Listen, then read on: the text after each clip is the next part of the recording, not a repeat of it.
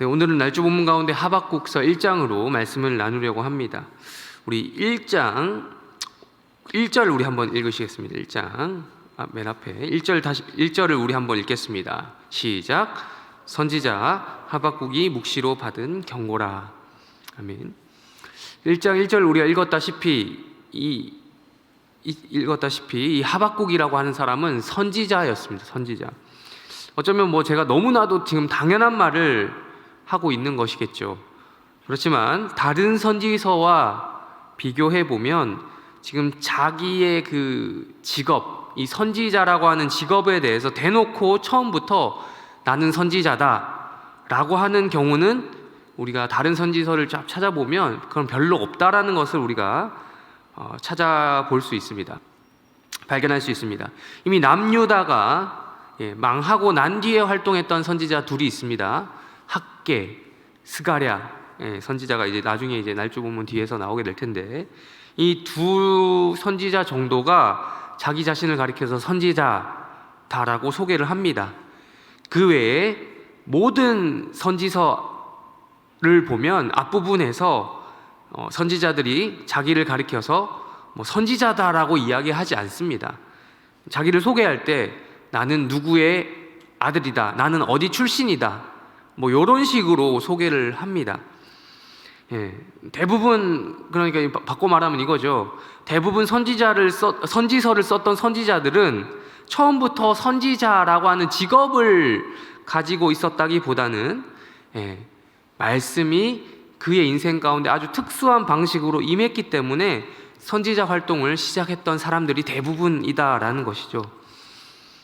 근데 그것과는 다르게 오늘 우리가 살펴보고 있는 이 하박국 선지자는 처음부터 자신이 선지자였다라고 밝히고 있습니다. 자신에 대해서. 특별히 이 사람이 활동하고 있던 시기는 아직까지는 망하지 않고 있었던 남유다 왕국이었습니다. 물론 그 남유다 왕국도 끝을 향해 달려가고 있었습니다. 오늘 우리가 읽은 이 하박국서 1장의 내용을 보면 당시 유다의 상황이 어떠했는지 잘 나타내주고 있습니다. 1절 우리가 보시면 읽었다시피 시작부터 분위기가 장난이 아닙니다. 묵시로 받았는데 무엇을 받았다고 합니까? 경고를 받았다라고 합니다. 요즘 오늘도 지금도 경기를 아마 지금 한창 하고 있을 텐데, 월드컵이 요즘에 한창 진행되고 있죠.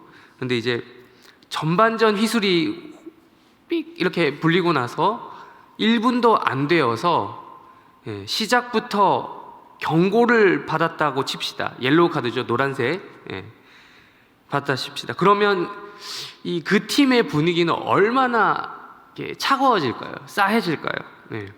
그 선수는, 그렇게 경고를 받은 그 선수는 교체 아웃이 되기 전까지, 전후반 90분 경기가 끝날 때까지 한시라도 긴장을 늦출 수 없을 겁니다. 조금이라도 한 번 더 똑같은 비슷한 실수를 하게 되면, 잘못을 하게 되면 곧장 퇴장을 명령받겠죠. 레드카드입니다. 이 경고라고 번역되어 있는, 우리 1장 1절에서 나온 것처럼 이 경고라고 번역되어 있는 히브리어 마사라고 하는 단어인데요, 이 마사라고 하는 단어는 말 그대로 무겁다라고 하는 그런 무거운 이미지를 가지고 있는 단어입니다. 이게 그러니까 다른 말로, 경고라는 말로도 쓰이지만 다른 말로 짐이라고도 번역이 가능합니다. 이것을 여기서 경고라고 번역을 한 거죠. 여기에만 쓰인 단어는 아니고요, 선지서 곳곳에 보면 선지자들에 의해서 자주 쓰이는 단어이기도 합니다.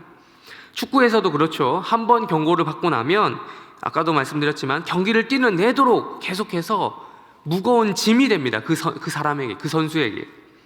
그런 것처럼 우리 인생에서도 하나님의 어떤, 여러분 다들 신앙생활 하시면서 경험해 보셨을 거라고 생각을 합니다. 우리 인생 가운데서도 하나님의 어떤 특정한 사인을 받는 거죠. 경고 사인을 받는 거죠. 그런 경고를 받게 되면 계속해서 우리 인생 가운데 어떤 마음이든 어디든 간에 어떤 무거운 짐처럼 우리가 느끼게 됩니다. 이처럼 시작부터 무서운, 아주 무거운 경고를 받을 정도로 이 유다의 상황은 절망적이었습니다. 시작부터 경고를 받을 정도로 유다는 심한 파울을, 반칙을 저질렀던 것이죠. 하나님께서 이미 앞서서 여러 선지자를 통해서 경고를 하셨습니다. 하지만 소용이 없었습니다. 이게 도대체 몇 번째 경고인지 모르겠습니다. 축구는 경고가 2장이면 퇴장이지만 하나님의 옐로우 카드는 최소한 선지자가 오는 순서대로 계속해서 지금 보여지고 있는 것입니다. 그러나 안타깝게도 유다는 반성하지 않았습니다. 그리고 하나님께서는 언제까지 참으시는지 도저히 이게 알 수가 없는 거예요. 하나님께서 도저히 언제까지 참으시는지 우리가 알 수 없는 겁니다. 심지어 직업적으로 선지자였던 하박국조차도 이 퇴장 타이밍을 전혀 알 수 없었습니다. 우리 이어서 2절을 읽어볼까요? 2절 읽겠습니다. 여호와여, 시작. 여호와여,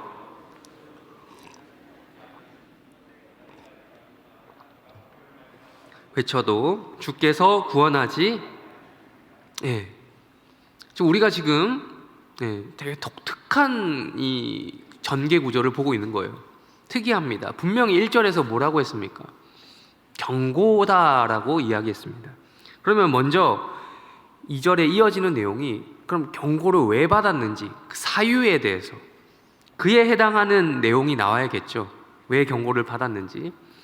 하나님의 말씀이 어떻다, 여호와께서 이렇게 말씀하셨다 등등이 나와야 할 텐데, 그게 정상적인 순서일 텐데 그게 아닌 것이죠. 하박국 선지자의 개인적인 이런 질문이 먼저 나오는 겁니다. 이것이 또 바로 다른 선지서와 이 하박국서를 구별해주는 또 다른 특이점입니다. 다른 선지자들은 대부분 수동적으로 하나님께서 해주시는 말씀을 듣고 그에 대한 어떤 반응을 내보이는 편이죠. 그런데 이 하박국은 직업적인 선지자여서 그랬던 건지 이 반응하는 이 태도, 양상 자체가 다릅니다. 현 상황에 대해서 아주 풀리지 않는 자신의 의문점부터 내세우는 것입니다. 좋게 말하면 아주 적극적인 성격이죠.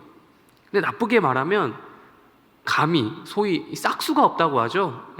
그런 성격입니다. 감히 하나님 앞에서 이러고 있는 겁니다. 그것도 아주 따지듯이 말하고 있습니다. 자기보다 좀 연장자, 사람 대 사람 관계에서 연장자에게 이렇게 말하면 좀 그런 소리를 듣는데 지금 하나님께 지금 이 선지자는 이러고 있다는 거죠.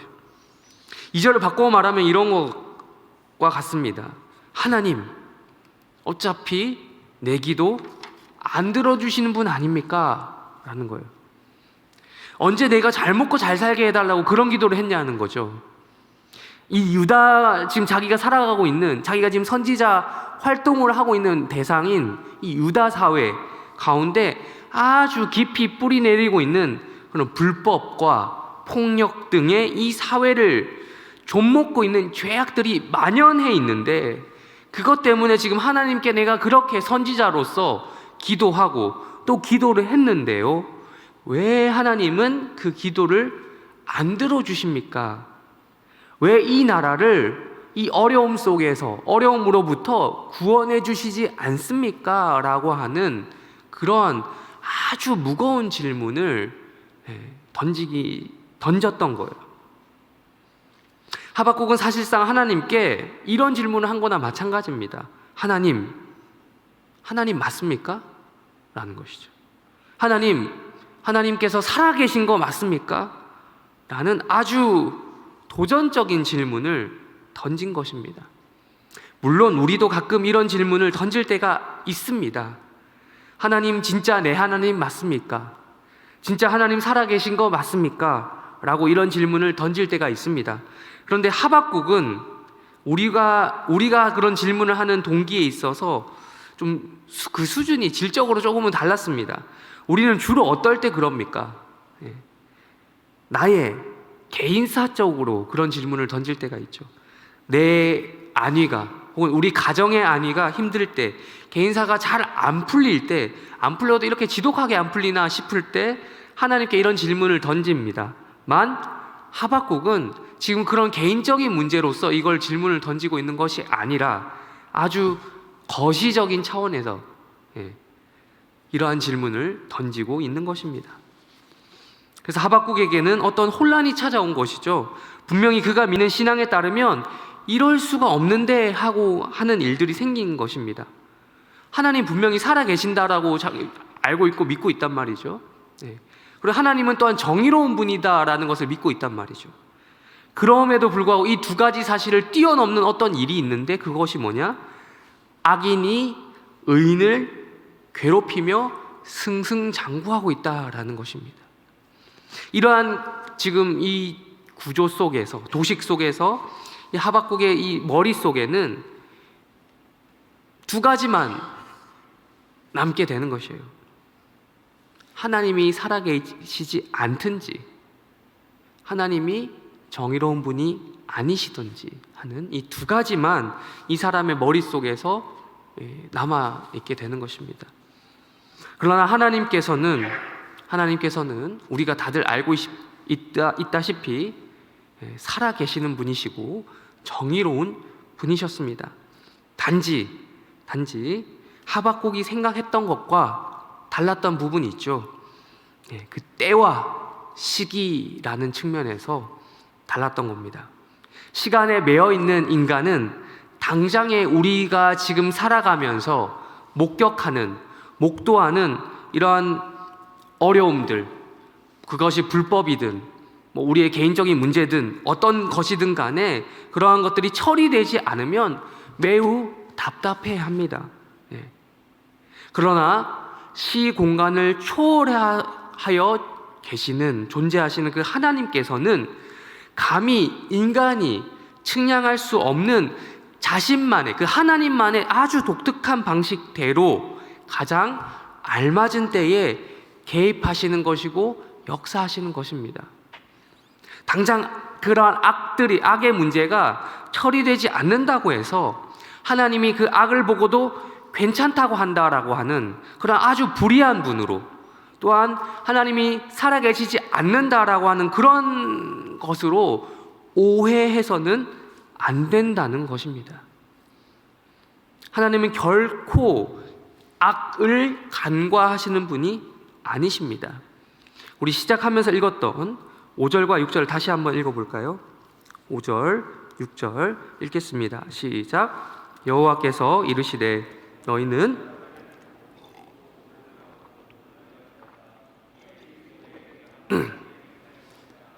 누가 너희에게 너희가 믿지 아니하리라.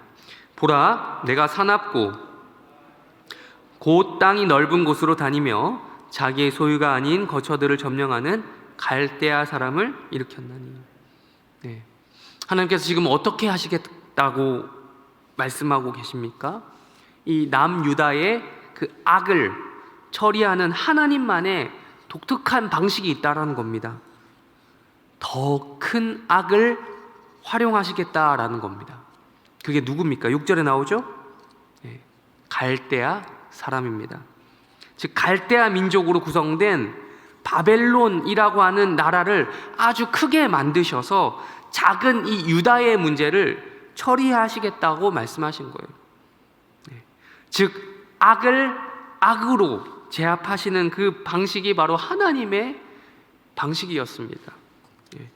하나님은 갈대아 사람, 즉 바벨론을 일으키실 겁니다. 아주 크게 그들을 만드실 겁니다. 그리고 그들을 일으켜 유다에 침공을 하게 만드심으로, 군사적으로 침략을 하게 만드심으로 유다를 멸망시키실 겁니다. 유다의 그 악하고 악한 그 사회를 심판하실 겁니다. 뛰는 놈 위에 나는 놈이 있다고 그랬습니다. 뛰는 유다의 작은 악함 위에 나는 바벨론의 더 큰 악함이 있는 겁니다. 그 바벨론의 큰 악함의 정도가 어느 정도였는지 그 이유로 쭉 나오는데요. 8절 한 절만 우리 또 읽어보도록 하겠습니다. 8절 한 절만 읽겠습니다. 시작. 그들의 군마는 표범보다 빠르고 싸나오며 그들의 마병은 먼 곳에서부터 빨리 달려오는 마병이라. 마치 먹이를 움키려 하는 독수리의 나름과 같으니라. 이 바벨론 군대의 모습을 짐승으로 비유했습니다. 짐승, 표범, 이리, 늑대죠, 늑대, 독수리. 이 동물들의 특징이, 짐승들의 특징이 있죠. 다 맹수입니다. 맹수들의 특징이 있죠. 아주 빠르다. 그리고 아주 강력하다, 강하다라는 겁니다. 빠른데 약하다거나 강한데 느리다라고 하면 둘 중에 하나만 그러면 그다지 위협적이지 않습니다. 근데 이제 우리가 지금도 축구를 하고 있는데 제가 잠깐 이제 전반전 결과를 제가 이제 축구를 원래는 일어나서 볼까 하다가 못 일어났어요. 못 일어나고 살짝 보니까 많이 지고 있더라고요. 많이 지고 있는데 새벽 기도에 나오신 여러분 축복합니다. 아무튼 세계적인 운동 선수들을 보면 그렇죠. 네이마르 이런 선수 있잖아요. 이번에도 안 봐도 아마 그런 선수들에게 많이 당했던 것 같아요. 세계적인 운동 선수들을 보면 그래요. 아주 일단 몸이 무지막지하게 좋아요. 근육질입니다. 힘이 세요. 피지컬이 좋다고 그러죠. 그런데다가 아주 그 사람들을 보면 빠르기까지 합니다. 스피드가 아주 폭발적입니다. 그야말로 동물적인 짐승과 같은 그러한 감각을 가지기 위해서 훈련하고 또 훈련하는 거예요. 바벨론 군대가 그렇다는 겁니다. 빠르기까지 한 데다 강합니다. 게다가 조직력까지 있는 거예요. 군대는 1대1로 싸우는 게 아니지 않습니까? 조직력까지 있는 거예요. 그러니 아주 파괴적일 수밖에 없는 겁니다. 바벨론 군대는 개인 기량에 의존하는 한둘이 잘난 그런 팀이 아닌 거죠. 개인 기량도 좋은데다가 아주 조직력까지 뛰어나서 이 유다라고 하는 나라는 정도는 아무것도 아닌 거예요. 그 앞에 유다는 맹수 눈앞에 아주 바짝 쫄아있는 그 초식 동물 있죠. 도망도 못 가잖아요. 맹수가 딱 이렇게 보고 있으면 무서워서. 아주 그와 같을 것이다 라는 겁니다. 초식 동물이라고 다 착한 건 아니지 않습니까? 이것이 바로 하박국 선지자에게 하나님께서 주신 응답이자 유다를 향한 경고가 담긴 말씀이었습니다. 그렇다면 오늘 우리는 이 하박국서 1장을 통해 유다 백성들에게 전달된 하나님의 경고 앞에서 어떻게 반응할 수 있을까요? 우리에게 하시고자 하는 그 말씀은 무엇일까요? 우리도 하박국 선지자처럼 1장에서 우리가 읽었다시피 확인했다시피 두 가지 주요 주제 있었죠. 하나님이 정말 살아계시는가, 아니면 하나님이 정의로우신가, 이 두 가지에 대해서 똑같이 따져보아야 할 것입니까? 아닙니다. 시간 낭비죠.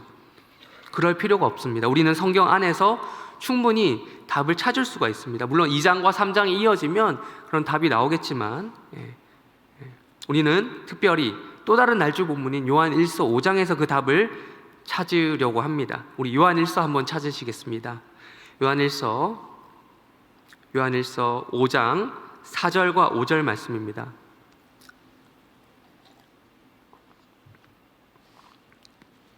요한일서 5장 4절과 5절입니다. 우리 다 같이 함께 읽겠습니다. 시작. 무릇 하나님께로부터 난 자마다 세상을 이기느니라. 세상을 이기는 승리는 이것이니 우리의 믿음이니라. 예수께서 하나님의 아들이심을 믿는 자가 아니면 세상을 이기는 자가 누구냐? 그렇습니다. 사도 요한은 요한 1서를 통해서 우리에게 하박국 선지자가 했던 그 질문에 대한 답을 대신 해주고 있습니다. 유다 사회의 뿌리 깊은 그 강포의 문제, 폭력의 문제 든 바벨론 군대가 가져다 올 그러한 악랄함의 문제 든 간에, 바꿔 말하면 이거죠. 작은 악이든 아주 큰 악이든 간에 우리는 거기서 이겨낼 수 있다는 것입니다. 그 승리란 무엇을 말하고 있습니까? 세상을 뒤집는 거를 말하고 있습니까? 유다 사회에 악을 뿌리 뽑는 것을 말하고 있습니까? 아니죠. 바벨론 군대를 힘으로 맞서 싸워서 박살내는 것을 말하고 있습니까? 아닙니다. 힘을 안 되면 게릴라전이라도 펼쳐서 끈질기게 계속해서 항전을 이어나가는 것을 말합니까? 아닙니다. 무엇으로 세상을 이긴다고 말씀해주고 있습니까?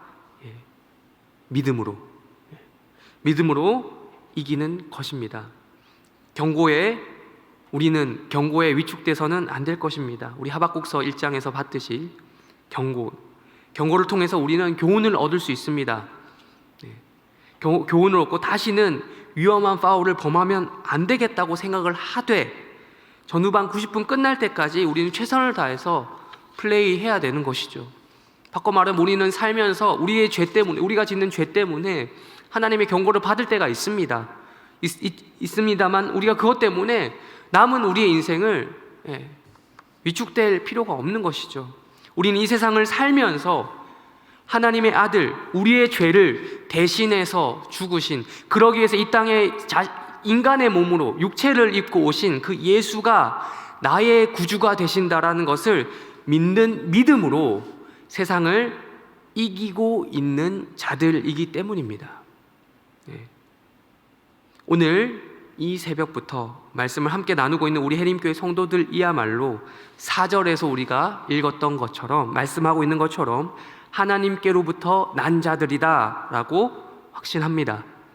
우리는 세상을 이겼던 자들이고, 이미 우리가 예수를 믿음으로 세상을 이겼던 자들이고, 또한 이기고 있는 자들이고 이길 자들입니다. 또한 5절에서 말씀하고 있는 대로 우리가 믿는 대상이신, 지금도 살아계시며 역사하시는 하나님, 여전히 정의로우신 그 하나님, 그 하나님의 아들이신 예수 그리스도께서 세상을 이기셨기 때문에 우리도 이길 수 있는 것입니다. 그가 이 땅에 친히 사람의 몸을 입고 오신 그 성육신 사건이 있죠. 그 사건이 우리의 죄를 이겼고 세상을 이겼습니다. 때로 나는 질 수 있습니다만 예수는 이기는 것이죠. 축구는 져도 예수님은 이깁니다. 그 예수를 믿는 믿음이 나도 이기게 합니다. 이 복된 소식을 믿는 믿음으로 오늘 하루 또한 살아가는 해림교회 성도들 되시기를 축원하며 설교를 마치겠습니다.